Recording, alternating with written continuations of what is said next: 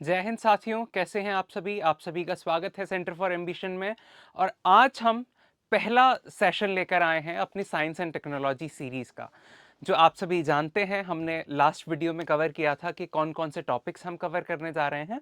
So in this very particular video we are starting with the basics of biology and biotechnology. Basics of biology and biotechnology, तो ये जो हमारी complete science and technology की series है for UPSC prelims and mains, इसमें हम आज शुरू करने जा रहे हैं अपना पहला topic, that is basics of biology and biotechnology.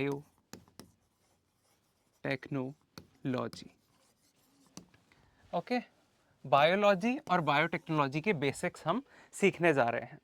यहाँ पर दो शब्दों से मिलकर ये जो टर्म है दिस इज फॉर्म्ड। सबसे पहला है बायो और दूसरा है technology. The first one is bio and the second term is technology. Technology हमें पता है, इसका मतलब होता है प्रौद्योगिकी, या एक तरह की technology is a sort of application of science, प्रौद्योगिकी। बायो जिस चीज के सामने लगा होता है, इस बायो का मतलब होता है जैविक। Something which is related to biology या something related to living organisms.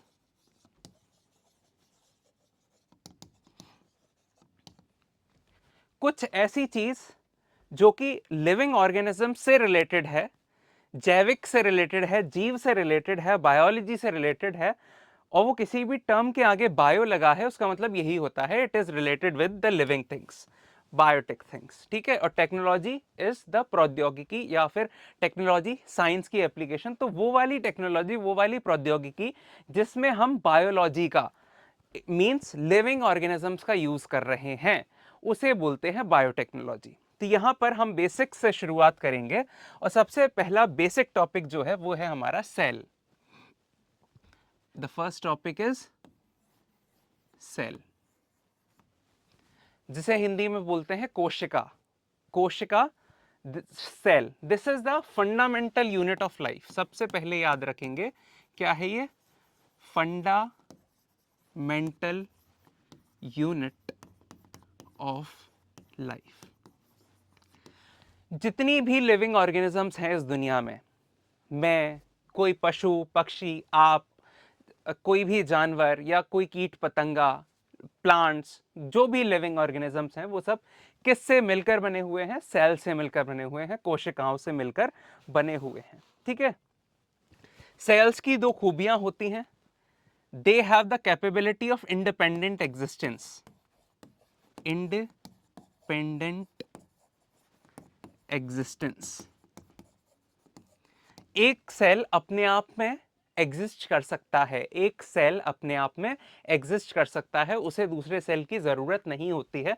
मतलब सेल की अगर हम बात करें तो वो इंडिपेंडेंटली एग्जिस्ट कर सकता है। उसमें ये खूबी होती है कि वो अकेला सेल सरवाइव कर सकता है। वो एक तरह का मिनी ऑर्गेनिज्म होता है। जैसे हम, हमारे बॉडी है एक, हमारी बॉडी में अलग अलग बॉडी पार्ट्स हैं, हार्ट है, लंग्स है, ब्रेन है, और डाइजेस्टिव सिस्टम, स्टमक है हमारा, किडनी है, बहुत सारी चीजें हैं। ऐसे ही एक सेल होता है और सेल के अंदर बहुत सारे पार्ट्स होते हैं। ठीक है, जिनके शायद आपने नाम सुने हो। उसमें न्यूक्लियस होता है, माइटोकॉन्ड्रिया होता है, बहुत सारी चीजें होती हैं, धीरे धीरे हम पढ़ेंगे। तो आपको याद रखना है, सेल जो है फंडामेंटल यूनिट ऑफ लाइफ है। ये इंडिपेंडेंट एग्जिस्टेंस के लिए कैपेबल होता है, कैपेबल ऑफ इंडिपेंडेंट एग्जिस्टेंस। और सभी लाइफ जो है वो सेल से मिलकर बनी होती है। लेकिन सेल जो होता है, किसी भी चीज को सेल तभी कहेंगे जब वो तीन चीजें फुलफिल करेगा। एक सेल की तीन बेसिक कैरेक्टरिस्टिक्स होती हैं। अगर वो तीन चीजें उस सेल में हैं, तभी हम उसे कैटेगराइज करेंगे कि वो सेल है, अन्यथा वो सेल की कैटेगरी में नहीं आएगा। Make this point very clear. There are three fundamental things जो कि सेल को सेल बनाती हैं। सबसे पहला, सेल के पास होना चाहिए एक सेल मेम्ब्रेन। सेल या फिर इसी को प्लाज्मा मेम्ब्रेन बोलते हैं। We call it cell membrane और प्लाज्मा मेम्ब्रेन। सेल मेम्ब्रेन और प्लाज्मा मेम्ब्रेन क्या होती है? Suppose this is a cell, ये एक सेल है और इस सेल के आसपास, इस सेल के आसपास यहां पर क्या होगा, एक तरह की लेयर लगी होती है, एक तरह की लेयर लगी होती है जो कि डिसाइड करती है कौन सा मटेरियल इस सेल के अंदर आएगा और कौन सा मटेरियल इस सेल के अंदर नहीं आएगा। तो इसी को बोलते हैं प्लाज्मा मेम्ब्रेन या सेल मेम्ब्रेन। ठीक है, this is plasma membrane. Let's write it down, this is plasma membrane. ये तीन फीचर्स हैं, इन्हें याद रखना है। The very first feature is cell या प्लाज्मा मेम्ब्रेन होनी चाहिए। दूसरा फीचर है इसका, किसी भी सेल को सेल होने के लिए उसमें साइटोप्लाज्म होना चाहिए, साइटोप्लाज्म होना चाहिए। अब साइटोप्लाज्म क्या होता है? साइटोप्लाज्म को समझने के लिए इस तरह से आप समझ सकते हैं, सपोज ये सेल है, इस सेल के अंदर कुछ लिक्विड भरा होगा, इस सेल के अंदर कुछ ना कुछ लिक्विड भरा होगा। हर सेल के अंदर क्या होता है? लिक्विड फिल्ड होता है। इसी सेल के लिक्विड को बोलते हैं साइटोप्लाज्म। क्या बोलते हैं? This we call as cytoplasm. ठीक है, this is known as cytoplasm. एक बहुत इंटरेस्टिंग सा फैक्ट है, वो क्या है? देखो ये जो शब्द है ना, यहां लिख लेते हैं साइटो। इस साइटो मत शब्द का मतलब होता है सेल, प्लाज्म का मतलब होता है लिक्विड। तो साइटोप्लाज्म का मतलब क्या हुआ? सेल का लिक्विड। जो लिक्विड सेल के अंदर भरा है उसे बोलते हैं साइटोप्लाज्म। साइटोप्लाज्म ये हो गया। ओके, ये इंटरेस्टिंग सा फैक्ट है, बस इससे ज्यादा नहीं समझना है आपको। सेल के अंदर साइटो का मतलब क्या होता है? सेल होता है, ये याद रखेंगे। प्लाज्म का मतलब क्या होता है? फ्लूइड होता है। ठीक है, साइटोप्लाज्म, तीन चीजें। पहली चीज प्लाज्मा मेम्ब्रेन, दूसरी चीज साइटोप्लाज्म, तीसरी चीज कौन सी होती है जो किसी भी सेल को सेल कहलाने के काम में आती है? वो होता है उसका जेनेटिक मटेरियल। जेनेटिक मटेरियल जो कि डीएनए या आरएनए होता है, समथिंग विच इज डीएनए या आरएनए। अब इस सेल के अंदर क्या होगा? एक डीएनए या आरएनए प्रेजेंट होगा। यहां पर मान लेते हैं ये आपका डीएनए या आरएनए है। ठीक है, this is genetic material, DNA या फिर आरएनए, दोनों नहीं होंगे, या तो डीएनए होगा या आरएनए होगा। तो जिस भी सेल में ये तीन चीज होती हैं, तीनों चीज जब होंगी तभी वो चीज सेल कहलाएगी, अदरवाइज वो सेल नहीं कहलाएगी, otherwise it will not be termed as cell. तो सेल होने के लिए तीन कैरेक्टरिस्टिक्स जो जरूरी हैं वो है, सबसे पहला उसके पास प्लाज्मा मेम्ब्रेन होनी चाहिए, दूसरा साइटोप्लाज्म होना चाहिए और तीसरा genetic material that is DNA या आरएनए होना चाहिए। This is very important. ये सेल के बेसिक फीचर्स हैं, एक स्लाइड में सब कुछ लिखा हुआ है। ठीक है, प्लीज आप इसे नोट कर लीजिए, स्क्रीनशॉट ले लीजिए, but it is very important. ठीक है, सेल के लिए बहुत इंपॉर्टेंट हो जाता है। ये हमारा सेल है। ठीक है, अब आगे चलते हैं और सेल के कुछ टाइप्स पढ़ते हैं। ठीक है, सेल के टाइप्स पढ़ते हैं। So let's understand the types of cell. अगर मैं सेल को कैटेगराइज करूं तो on a broad basis cell दो तरह के होते हैं। ओके, ब्रॉड टर्म्स में सेल कितने तरह के होते हैं? दो तरह के होते हैं। एक होते हैं प्रोकैरियोटिक, प्रोकैरियोटिक, और एक होते हैं यूकैरियोटिक। एक होते हैं प्रोकैरियोटिक और एक होते हैं यूकैरियोटिक। ये जो शब्द है ना यू, इस यू शब्द का मतलब होता है ट्रू। क्या मतलब होता है? ट्रू। और कैरियोटिक का मतलब होता है न्यूक्लियस। क्या मतलब होता है? न्यूक्लियस। याद रखेंगे, कैरियोटिक का मतलब होता है न्यूक्लियस, यू का मतलब होता है ट्रू, प्रो का मतलब होता है बिफोर, कैरियोटिक का मतलब होता है न्यूक्लियस। होप आपको ये चीज़ें समझ में आई हो। दो तरह के सेल होते हैं, एक होता है प्रोकैरियोटिक और एक होता है यूकैरियोटिक। प्रो का मतलब होता है बिफोर, कैरियोटिक का मतलब होता है न्यूक्लियस। तो प्रोकैरियोटिक मतलब बिफोर न्यूक्लियस, वो सेल जिसमें न्यूक्लियस नहीं होता है या वेल डेवलप्ड न्यूक्लियस नहीं होता है, लैक्स या does not have well developed nucleus, इसमें वेल डेवलप्ड न्यूक्लियस नहीं होता है। यूकैरियोटिक ट्रू न्यूक्लियस, जिसमें वेल डेवलप्ड न्यूक्लियस होता है, हैज वेल डेवलप्ड न्यूक्लियस, जिसमें वेल डेवलप्ड न्यूक्लियस होता है उसे बोलते हैं यूकैरियोटिक, और जिसमें वेल डेवलप्ड न्यूक्लियस नहीं होता है या न्यूक्लियस ही नहीं होता है उन्हें बोलते हैं प्रोकैरियोटिक। तो दो तरह के सेल आपको समझ में आएंगे, एक होता है प्रोकैरियोटिक सेल और एक होता है यूकैरियोटिक सेल। अब ये जो न्यूक्लियस क्या होता है, that is a very fundamental question, आप सभी के मन में आया होगा, व्हाट इज न्यूक्लियस। ठीक है, तो ये एक सेल का डायग्राम हम लोग बना लेते हैं। ठीक है, दिस इज अ सेल, ये सिंगल सेल है, क्या है, सिंगल सेल।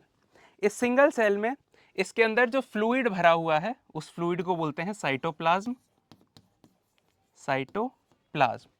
होप जो चीजें हमने बेसिक चीजें पढ़ी हैं, इसके अंदर एक न्यूक्लियस होगा।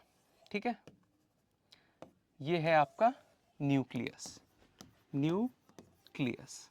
ये nucleus brain of the cell होता है, ब्रेन ऑफ द सेल। जैसे हमारी बॉडी है, हमारी बॉडी में ब्रेन है, तो न्यूक्लियस जो है वो सेल का ब्रेन है। ये जितने भी सेल के फंक्शन होते हैं, जितने भी सेल के फंक्शंस होते हैं,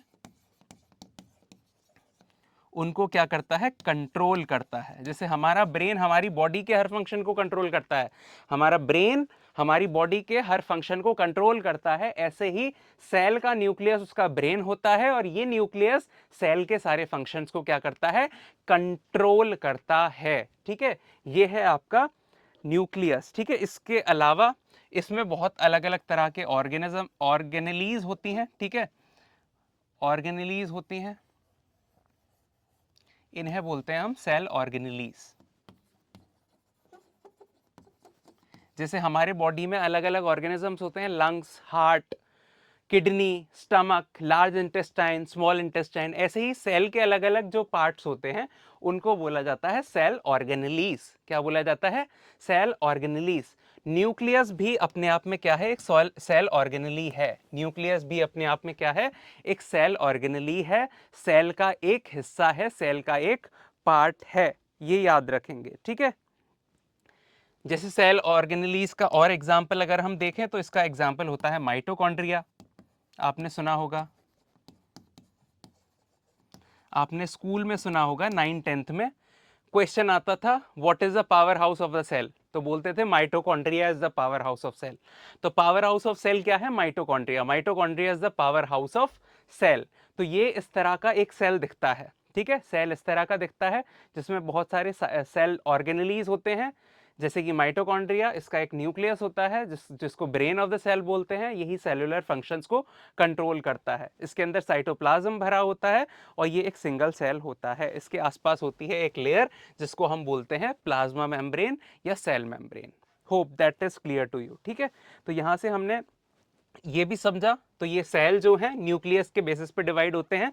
जिस सेल में ये न्यूक्लियस नहीं होगा उस सेल को हम बोलेंगे प्रोकैरियोटिक, और जिस सेल में ये न्यूक्लियस होगा, प्रेजेंट होगा, उस सेल को हम बोलेंगे, that cell is termed as eukaryotic cell. Hope आपको ये चीजें समझ में आई हो। ठीक है, यूकैरियोटिक। इसमें यूकैरियोटिक में एक और डिफरेंस होता है। यूकैरियोटिक सेल की अगर मैं बात करूं,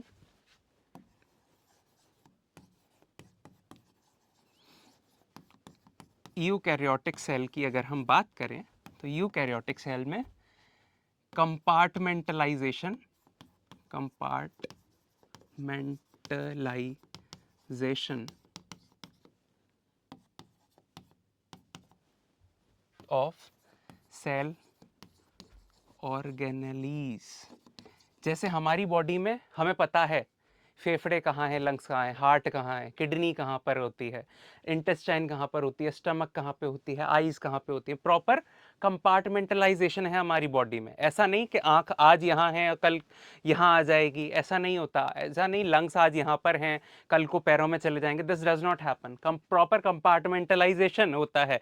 ऐसे ही जब सेल में उसके अलग अलग पार्ट, माइटोकॉन्ड्रिया अलग, ठीक है, गोल्जी बॉडीज अलग, हम सेल ऑर्गेनेलीज के बारे में पढ़ेंगे, तो अलग अलग जब डिवाइडेड होती हैं तो ये होता है यूकैरियोटिक सेल की प्रॉपर्टी, जिसमें प्रॉपर कंपार्टमेंटलाइजेशन होता है। और ये जो भी सेल ऑर्गेनेलीज होती हैं, ये क्या होती हैं, मेम्ब्रेन बाउंड होती हैं। मेम्ब्रेन बाउंड, सब एक मेम्ब्रेन में, एक लेयर में, एक परत में बंद होती हैं। ठीक है, तो प्रॉपर कंपार्टमेंटलाइजेशन जिसमें होता है उसे बोलते हैं यूकैरियोटिक। याद रखेंगे, दिस इज वेरी इंपॉर्टेंट। ठीक है, दिस इज वेरी इंपॉर्टेंट। अब कुछ सेल ऑर्गेनेलीज के बारे में पढ़ लेते हैं। Let's study some important cell organelles. Cell organelles, कुछ इंपॉर्टेंट ऑर्गेनेलीज जो हमें बार बार सामने आएंगी जब हम बायोटेक्नोलॉजी को और डिटेल में पढ़ेंगे। सबसे पहला होता है सेल मेम्ब्रेन। ठीक है, सेल मेम्ब्रेन।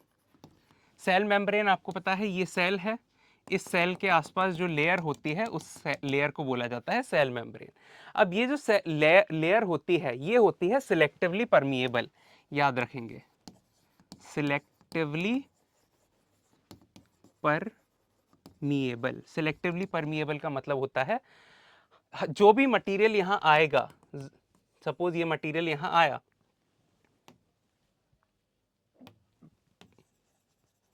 ये कोई मटेरियल यहां आया, तो जरूरी नहीं है कि ये सेल के अंदर चला ही जाएगा। सिलेक्टिवली परमिएबल, ये मेम्ब्रेन, ये जो छिल्ली है, ये जो छिल्ली है कोशिका की, ये डिसाइड करेगी कौन सा मटेरियल सेल के अंदर आएगा, कौन सा मटेरियल सेल के अंदर नहीं आएगा। This is what is known as selectively permeable. तो जो सेल मेम्ब्रेन होती है वो कैसी होती है, सेमी परमिएबल होती है। इसके अलावा जो दूसरी प्रॉपर्टी है इसकी वो है कि ये क्वासी फ्लूइड होती है। कैसी होती है, क्वासी फ्लूइड। क्वासी आपने अपनी पॉलिटी में पढ़ा होगा। क्वासी मतलब होता है सेमी, आधा अधूरा। फ्लूइड मतलब तरल। पूरी तरह से ना तो ये ठोस होता है ना ये पूरी तरह से तरल होती है। ये जो मेम्ब्रेन होती है ना तो ये पूरी तरह से तरल होती है ना पूरी तरह से ठोस होती है। ये कैसी होती है, क्वासी फ्लूइड होती है। तभी ये सिलेक्टिवली परमिएबल है। ठीक है, तभी ये कैसी है, सिलेक्टिवली परमिएबल है। इसमें क्या होता है, फोस्फोलिपिड की लेयर होती है। ये जो बनी होती है ये होती है फोस्फोलिपिड की layer. Phospholipid layer, this is not important, ये आपको याद रहे ना रहे, that is not very important. Phospholipid की लेयर होती है। ठीक है, ये आप याद रखेंगे, फोस्फोलिपिड की लेयर होती है। यहां पर 3 तरह का ट्रांसपोर्टेशन होता है। यहां फॉर एग्जाम्पल कोई भी मटेरियल है वो यहां अंदर आएगा, इसके अंदर आ सकता है या तो अपने आप। ठीक है, तो इस चीज को बोलते हैं, सबसे पहले तो इसे बोलते हैं ट्रांसपोर्ट। ट्रांसपोर्ट। अब ये जो ट्रांसपोर्टेशन हो रहा है, ये ट्रांसपोर्टेशन 3 तरह से हो सकता है। या तो जो मटेरियल आया वो अपने आप अंदर चला गया, मेम्ब्रेन ने उसे अलाउ कर दिया, या मेम्ब्रेन ने उसे अलाउ ही नहीं किया, या फिर हमने बाहर से प्रेशर लगाया उस पर तब वो उसके अंदर गया। तो यहां पर 3 तरह का होता है। ठीक है, पैसिव, ठीक है, पहला होता है पैसिव ट्रांसपोर्ट। पैसिव ट्रांसपोर्ट मतलब मटेरियल आया, सेल की मेम्ब्रेन ने उसे बोला इट कैन गो इनसाइड, वो अंदर जा सकता है, सेल की मेम्ब्रेन ने अपने आप उसे अलाउ कर दिया। ठीक है, पैसिव के बाद आता है एक्टिव। एक्टिव में मतलब जिसमें हमने बाहर से एनर्जी देनी पड़ रही है। सपोज मेम्ब्रेन उसे अलाउ नहीं कर रही है अंदर जाने के लिए, लेकिन हम उसे बाहर से एनर्जी प्रोवाइड कर रहे हैं। ठीक है, पैसिव, एक्टिव, और तीसरा होता है ऑस्मोसिस। तीसरा होता है ऑस्मोसिस, एक्टिव, पैसिव और ऑस्मोसिस। ऑस्मोसिस वो प्रोसेस होता है जैसे आप रात में किशमिश गलाएं, पानी में किशमिश रख देते हैं तो सुबह वो किशमिश फूल जाती हैं। ठीक है, वो प्रोसेस होता है ऑस्मोसिस का प्रोसेस। तो ये 3 तरह से ट्रांसपोर्टेशन चलता है। पहली ऑर्गेनेली सेल मेम्ब्रेन, ठीक है। दूसरी ऑर्गेनेली के बारे में पढ़ लेते हैं। दूसरी ऑर्गेनेली होती है सेल वॉल। सबसे पहला पॉइंट, सेल वॉल एनिमल्स में नहीं मिलती है। Does not found in animals. ये प्लांट्स में मिलती है। किस में मिलती है? प्लांट्स में मिलती है। कुछ बैक्टीरियाज में भी मिलती है, लेकिन मोस्टली ये प्लांट्स में मिलती है, ठीक है, याद रखेंगे। Non living rigid covering, this is a non living rigid covering. Suppose ये आपका सेल है, इस सेल के ऊपर सेल मेम्ब्रेन लगी हुई है, ठीक है। इस सेल मेम्ब्रेन के ऊपर एक हार्ड कवर होता है, हार्ड कवरिंग होती है, हार्ड, और ये जीवित नहीं होती, जैविक नहीं होती है। इसी को बोलते हैं हम क्या? Cell wall. नॉन लिविंग होती है, रिजिड कवरिंग होती है, ठोस होती है, ठीक है। रिजिड कवरिंग, ठोस, ठोस जो है वो कवरिंग यहां पर होती है, याद रखेंगे। This is very important. इसके अलावा बैक्टीरिया में पाई जाती, ये ज्यादातर प्लांट्स में पाई जाती है। किस में पाई जाती है? प्लांट्स में पाई जाती है। कुछ bacteria, some bacteria and fungi, some bacteria and fungi, कुछ बैक्टीरियाज में, कुछ फंजाइज में ये मिलती है, ठीक है। क्यों होती है ये? ताकि किसी भी सेल को, कोशिका को एक प्रॉपर शेप मिल सके, उसे प्रोटेक्शन मिल सके,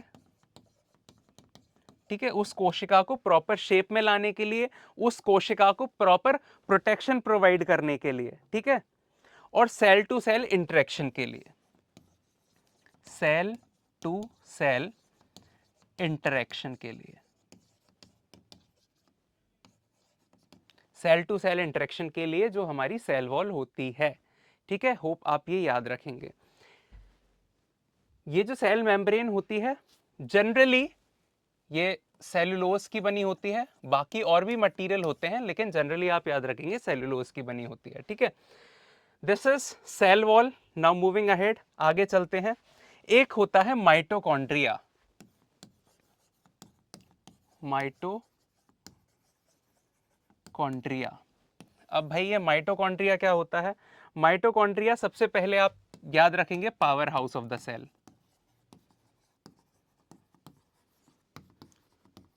सेल का पावर हाउस है, किचन है, यही एनर्जी बनती है, ठीक है। यहां पर क्या बनती है? एनर्जी बनती है। कैसे बनती है? एरोबिक रेस्पिरेशन के थ्रू बनती है। जो हम सांस ले रहे हैं, हमारे सांस से हमारी बॉडी में ग्लूकोज ब्रेक डाउन होता है, या खाना ग्लूकोज में कन्वर्ट होता है। ऐसे ही ऑक्सीजन की प्रेजेंस में जब रेस्पिरेशन होता है, उसे एरोबिक रेस्पिरेशन बोलते हैं। इससे बनती है एनर्जी, और इसी एनर्जी से चलता है सेल, ठीक है। तो इसी को बोला जाता है powerhouse of the cell. और ये जो एनर्जी बनती है, ये बनती है अमीनो ट्राईफॉस्फेट के फॉर्म में, एटीपी। फुल फॉर्म याद नहीं करनी है, एटीपी याद रखेंगे। एटीपी यूनिट्स में जो है आपकी एनर्जी फॉर्म होती है, ठीक है। इसमें एक तरह का डीएनए भी होता है। एक तो डीएनए सेल के अंदर होता है, एक डीएनए माइटोकॉन्ड्रिया के अंदर भी होता है, ठीक है। Single cellular, single cellular DNA, इसके अंदर एक छोटा सा गोल सा डीएनए भी प्रेजेंट होता है। सिंगल सेलुलर डीएनए प्रेजेंट होता है, ठीक है, याद रखेंगे। डबल मेम्ब्रेन होती है इसमें, डबल मेम्ब्रेन। ये हमने पढ़ लिए प्रॉपर्टीज, तो अब इसे ड्रॉ कर लेते हैं एक बार, ठीक है। सपोज ये सेल है, इस सेल के अंदर ये है हमारा mitochondria, powerhouse of the cell. सबसे पहले हमने पढ़ा कि ये कैसी कैसी इसकी है, डबल मेम्ब्रेन है। एक मेम्ब्रेन ये हो गई, एक मेम्ब्रेन ये हो गई, तो डबल मेम्ब्रेन होती है इसमें। कैसी होती है? डबल मेम्ब्रेन होती है। इसके अंदर एक डीएनए मॉलिक्यूल भी होता है। क्या होता है भाई? एक डीएनए मॉलिक्यूल भी होता है।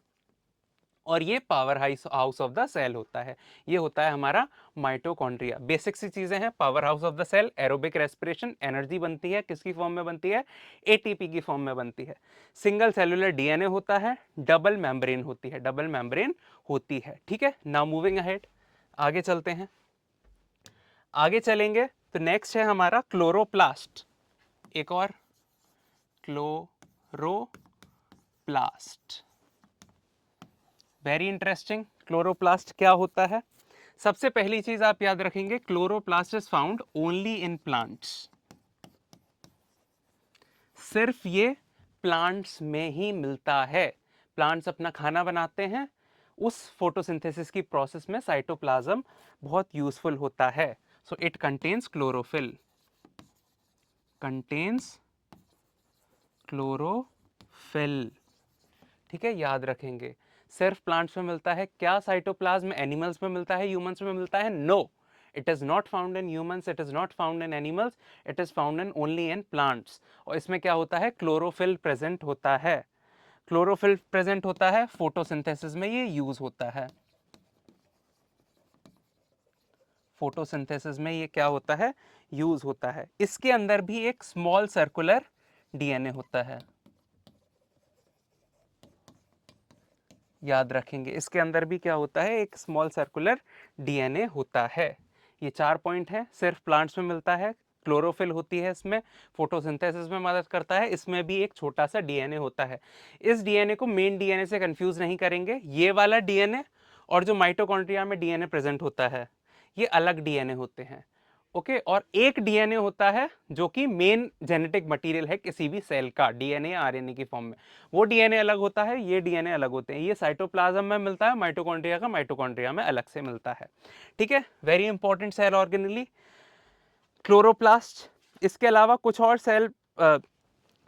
सेल मैम ऑर्गेनेलीज होती हैं। ठीक है, हमने जैसे कि एक होती है न्यूक्लियस, जिसे हमने पढ़ा ब्रेन ऑफ द सेल। ठीक है, क्या होता है? न्यूक्लियस। ये होता है brain of the cell, brain of the cell. सारे ही सेलुलर फंक्शंस को ये क्या करता है? कंट्रोल करके रखता है। सारे ही सेल के जो भी प्रोसेसेस होते हैं उन्हें कंटेन करके रखता है। इसके अंदर क्रोमैटिन होता है। ठीक है, क्रोमैटिन। क्रोमैटिन क्या होता है? Condensed DNA. ये कंफ्यूज नहीं होंगे, क्रोमैटिन क्या होता है, कंडेंस्ड डीएनए क्या होता है।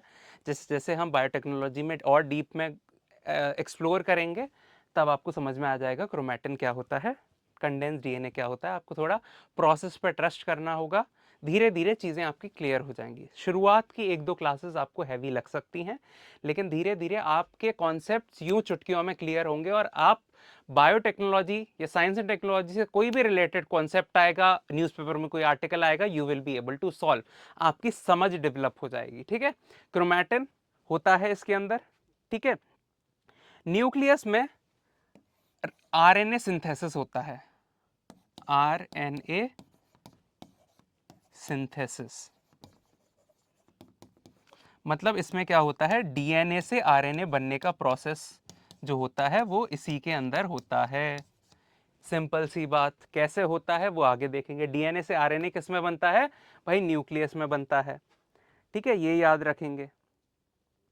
और ये सारे ही जितने भी न्यूक्लियर सेल के जो फंक्शंस होते हैं, उन फंक्शंस को ये परफॉर्म करता है। ठीक है, ये सेल के जो हैं हमारे मेन ऑर्गेनेलीज हैं, these are the main organelles. इसके अलावा कुछ छोटी छोटी ऑर्गेनेलीज होती हैं, जैसे ये होती है Golgi bodies. Golgi bodies, Golgi bodies, इनके बस हम काम याद रखने हैं। ठीक है, गोल्जी बॉडी का काम होता है पैकेजिंग, जो भी मटेरियल बन रहा है उसे पैक करना। उसे पैक करने का काम किसका होता है? गोल्जी बॉडीज का होता है। वैक्यूल का काम होता है स्टोरेज का। ठीक है, वैक्यूल का काम होता है स्टोरेज का। जो भी एनर्जी बनी उस एनर्जी को क्या करना? स्टोर करना। गोल्जी बॉडीज पैक करती हैं, वैक्यूल स्टोरेज करती हैं। एंडोप्लाज्मिक रेटिकुलम, ठीक है, एंडोप्लाज्मिक रेटिकुलम, एंडोप्लाज्मिक रेटिकुलम, इसका काम होता है हमारा ट्रांसपोर्टेशन का। सेल में जो ट्रांसपोर्टेशन की फैसिलिटी होती है वो कौन करता है? एंडोप्लाज्मिक रेटिकुलम करता है। ये इंपॉर्टेंट कुछ अलग से हैं, इन्हें याद रखेंगे। लाइसोसोम एक डाइजेशन के लिए होता है, लाइसोसोम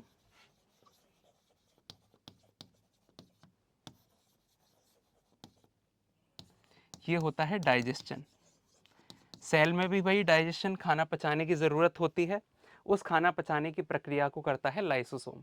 एंडोप्लाज्मिक रेटिकुलम ट्रांसपोर्टेशन करता है, लाइसोसोम डाइजेशन करता है, वैक्यूल स्टोरेज का काम करता है, गोल्जी बॉडीज पैकेजिंग का काम करती हैं। प्लीज़ नोट इट डाउन, इसे नोट करेंगे आप, प्लीज़ नोट इट डाउन, ठीक है। एक होता है राइबोसोम। राइबोसोम का काम होता है प्रोटीन बनाने का। राइबोसोम, इसका काम होता है प्रोटीन बनाना, प्रोटीन फॉर्मेशन, प्रोटीन फॉर्मेशन। तो भाई एक सेल है, उस सेल में अलग अलग उसके पार्ट्स हैं। हमने बहुत सारे पार्ट्स पढ़े, हमने साइटोप्लाज्म पढ़ा, सेल मेम्ब्रेन पढ़ा, न्यूक्लियस पढ़ा, ठीक है, सेल वॉल पढ़ा, ऐसे ही और पार्ट्स होते हैं, डीप में नहीं जाना है हमें, ज़्यादा बायोलॉजी से, ऐसे बेसिक बायोलॉजी से क्वेश्चन नहीं आएंगे। यही याद रखना है, गोल्जी बॉडीज नाम का एक ऑर्गेनली होता है जिसका काम होता है पैकेज करना, ठीक है, जो भी मटेरियल बन रहा है सेल में उसे पैक करना। वैक्यूल का काम होता है स्टोर करना। राइबोसोम का काम होता है प्रोटीन बनाना सेल में। एंडोप्लाज्मिक रेटिकुलम का काम होता है जो प्रोटीन बना उसे एक जगह से दूसरी जगह ट्रांसपोर्ट करना, या बाहर से कोई मटेरियल उसे एक जगह से दूसरी जगह ट्रांसपोर्ट करना। लाइसोसोम का काम होता है डाइजेशन, जो भी एनर्जी, जो भी सामान आ रहा है, फूड आ रहा है सेल में, उसे डाइजेस्ट करना काम होता है किसका? लाइसोसोम का। ये है हमारे बेसिक जो सेल ऑर्गेनलीज होती है, ठीक है। ये जो बेसिक सेल ऑर्गेनलीज का काम जो होता है ये हमने यहाँ पर सीखा। लेट्स रिवाइज इट क्विकली, एक बार क्विकली रिवाइज कर लेते हैं। तो हमने देखा बायोटेक्नोलॉजी, जैव प्रौद्योगिकी, वो प्रौद्योगिकी जिसमें जैविक मटीरियल, लिविंग मटीरियल जो है वो यूज होता है, ठीक है।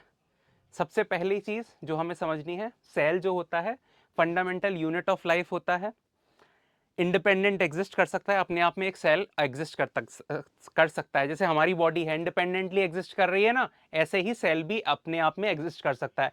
जैसे हमारी बॉडी में अलग अलग पार्ट्स हैं, ऐसे ही सेल में अलग अलग पार्ट्स होते हैं।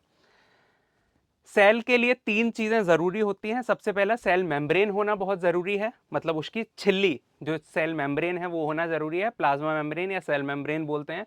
उसमें साइटोप्लाज्म, साइटो मतलब सेल, प्लाज्म मतलब फ्लूइड, सेल का फ्लूइड, सेल का जो फ्लूइड होता है, तरल पदार्थ होता है, वो उसके अंदर होना बहुत जरूरी है। तीसरा जेनेटिक मटीरियल, वो जेनेटिक मटीरियल डीएनए भी हो सकता है, आरएनए भी हो सकता है। सेल दो तरह के होते हैं, होते हैं प्रोकैरियोटिक, होते हैं यूकैरियोटिक। प्रोकैरियोटिक वो सेल होते हैं जिसमें वेल डेवलप्ड न्यूक्लियस नहीं होता है, यूकैरियोटिक वो होते हैं जिसमें वेल डेवलप्ड न्यूक्लियस होता है, ठीक है, वेल डेवलप्ड न्यूक्लियस होता है।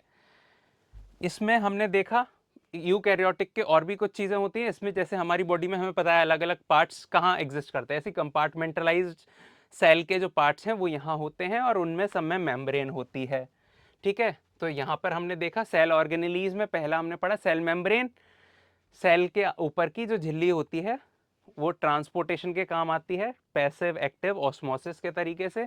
सिलेक्टिवली परमिएबल होती है, क्यों? क्योंकि क्वासी फ्लूइड, ना तो ये ठोस होता है ना तरल होता है, ये क्वासी फ्लूइड होता है, फॉस्फोलिपिड की लेयर होती है ये एक, ठीक है। सेल वॉल प्लांट्स में मिलती है, एनिमल्स में नहीं मिलती है, याद रखेंगे।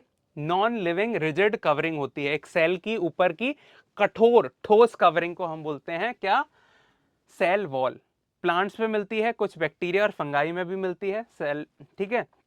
सेल जो है, सेल वॉल क्यों जरूरी होता है? सेल को शेप देने के लिए, सेल के प्रोटेक्शन के लिए, सेल टू सेल इंटरेक्शन के लिए जरूरी होता है। इसके अलावा माइटोकॉन्ड्रिया, माइटोकॉन्ड्रिया क्या होता है? Kitchen of the cell, powerhouse of the cell. यहीं से एरोबिक रेस्पिरेशन होता है, रेस्पिरेशन के थ्रू एनर्जी बनती है, एनर्जी बनती है एटीपी के फॉर्म में, एमिनो ट्राइफॉस्फेट के फॉर्म में, सिंगल सेलुलर डीएनए। इस ये जो हमारा माइटोकॉन्ड्रिया है इसके अंदर भी एक छोटा सा डीएनए होता है सर्कुलर शेप का, दो मेम्ब्रेन होती हैं। अभी तक हमने पढ़ा एक मेम्ब्रेन, इसमें दो मेम्ब्रेन होती हैं। क्लोरोप्लास्ट सिर्फ प्लांट्स में मिलता है, क्यों मिलता है? फोटोसिंथेसिस करवाने के लिए। तो इसमें क्या होता है? क्लोरोफिल होता है, इसमें भी छोटा सा एक डीएनए का पार्ट होता है। ठीक है, न्यूक्लियस जिसे हम बोलते हैं brain of the cell. Nucleus brain of the cell होता है, जितने भी सेल के फंक्शन होते हैं उनको काम कराने का काम किसका होता है? न्यूक्लियर का होता है। यहाँ पर डीएनए जो है वो क्रोमैटिन की फॉर्म में रहता है। क्या होता है ये हम आगे देखेंगे। आरएनए बनता है, आरएनए सिंथेसिस होता है इसके अंदर, डीएनए से आरएनए बनने का जो प्रोसेस है वो यहाँ होता है। ठीक है, इसके अलावा गोल्जी बॉडीज होती हैं जो पैकेजिंग का काम करती हैं, वैक्यूल स्टोरेज का काम करता है, राइबोसोम प्रोटीन बनाने का काम करता है, एंडोप्लाज्मिक रेटिकुलम ट्रांसपोर्टेशन का काम करता है, और लाइसोसोम किसका काम करते हैं? डाइजेशन का काम करते हैं। ठीक है, ये हमने देखा था न्यूक्लियस, ये आप याद रखेंगे। होप ये चीज आपको समझ में आई हो। तो आज के जो चैप्टर है उसमें हमने बेसिक जो है अपना सेल, बेसिक्स ऑफ बायोलॉजी, ये चीजें हमारा बेस है, फाउंडेशन है। क्लास को 2 बार देखिएगा ताकि आपको ये चीजें याद हो जाएं। अगर ये चीजें याद हो जाएंगी तो बायोटेक्नोलॉजी की चीजें आप तुरंत चुटकियों में सॉल्व कर लेंगे। क्वेश्चंस जो हैं उन क्वेश्चंस को सॉल्व करने के लिए ये चीजें समझना बहुत ज्यादा इंपॉर्टेंट हो जाता है। That's all from our side in today's class. See you in the next class everyone. जब तक कोई भी क्वेरी डाउट हो उसे आप कमेंट सेक्शन में लिख सकते हैं। You are free to ask. Thank you so much. जय हिंद, जय भारत।